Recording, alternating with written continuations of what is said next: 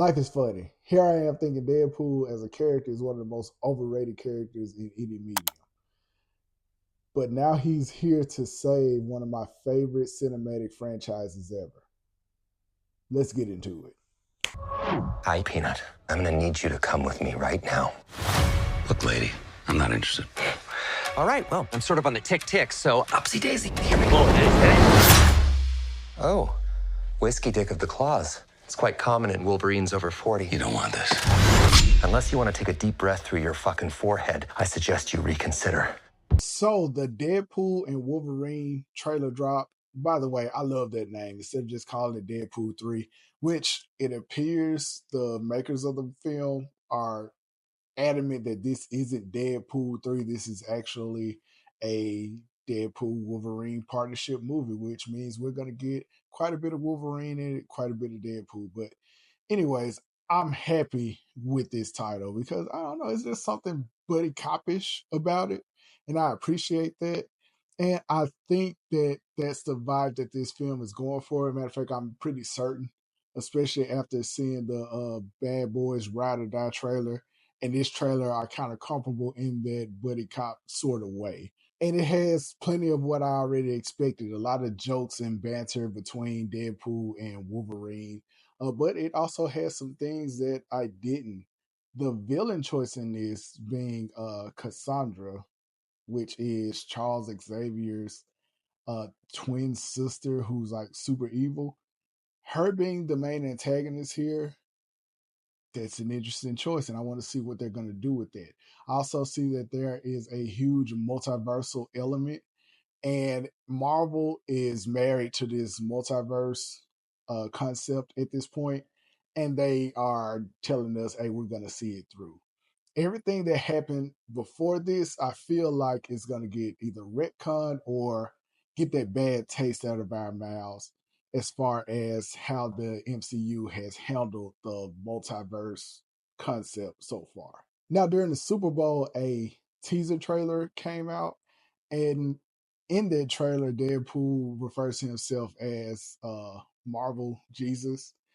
And in this trailer, there's a lot of, hey, we need a hero, we need a savior for whatever the conflict is, but they're also hinting at like the multiversal elements again. With that said, that leads me to believe that again, they're gonna be doing some retconning and cleaning up the mess that they've already made.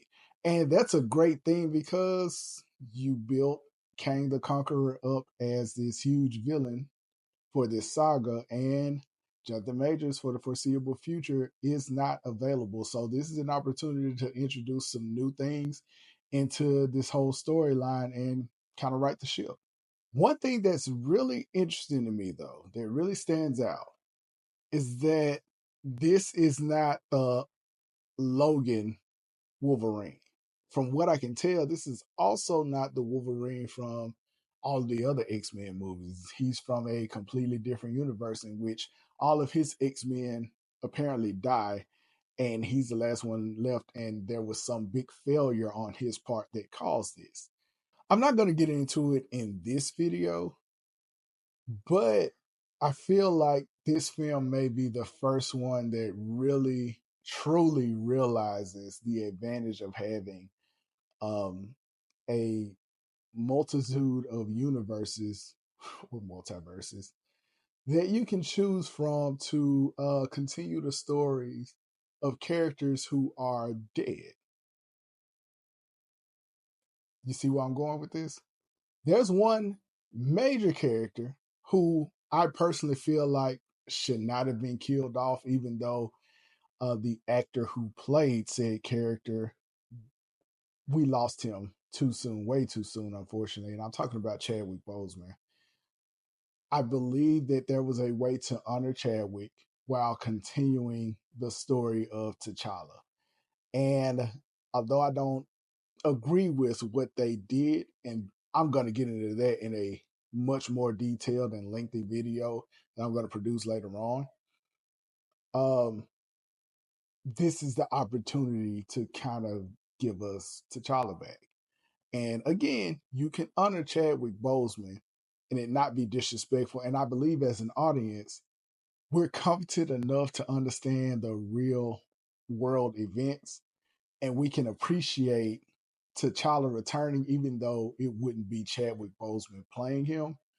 Um, I have my own thoughts on it. Again, I'm going to get into that in another video, but this film, like the other multiverse films before it, kind of opens up that possibility again. But the way they're handling Wolverine in particular, according to this trailer, it gives me pause. It really does, in terms of thinking about the decision making that went into uh, choosing to kill off T'Challa instead of continuing his story and recasting him. But that's a whole different subject for a different day. One more thing. In terms of recasting T'Challa, shout out to Email Reviews. He actually started that whole movement, the hashtag recast T'Challa. It's a big thing on Twitter. And actually, in this video, in the description, I will be posting a link to his petition to recast T'Challa. And again, I'm going to really, really dive into this subject in another video at a later date. But I couldn't shake the thoughts of recasting T'Challa after watching this trailer. Great trailer, by the way. Totally looking forward to the movie. Can't wait to see it, but that's where I'm at. So, the Deadpool and Wolverine trailer. Did you see it? How did you like it? Did you hate it? Let me know in the comments. Continue to like, continue to share, continue to subscribe. Thank you for everything, all of the support. I appreciate it. And until next time, I'm Jarius, the Unapologetic Geek, and I am out.